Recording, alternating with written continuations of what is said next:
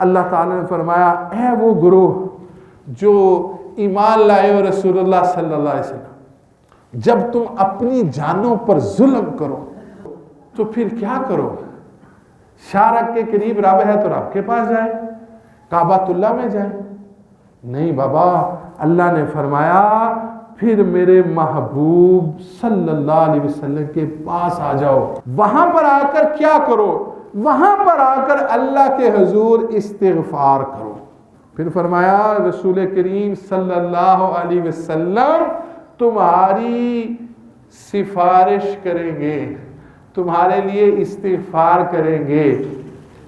سرکار ہمیں سن بھی رہے ہیں، ہمیں جان بھی رہے ہیں، ہمارے اعمال کو بھی جان رہے ہیں، اور ہمارے لیے رب سے دعا بھی فرما رہے ہیں۔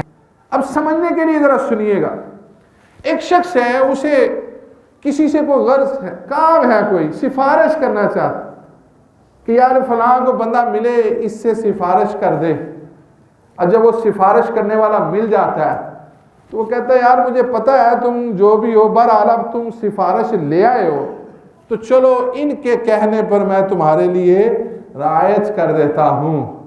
ہم دنیا والے اپنے دوست کی سفارش کو قبول کرتے ہیں، کہتے ہیں یار ہمارا بھائی آ گیا، عزیز آ گیا، اب اس کا آنا ہم بیکار تو نہیں جانے دیں گے، یہ آ جو گیا ہے تو اب اس کا مان رکھ لیں۔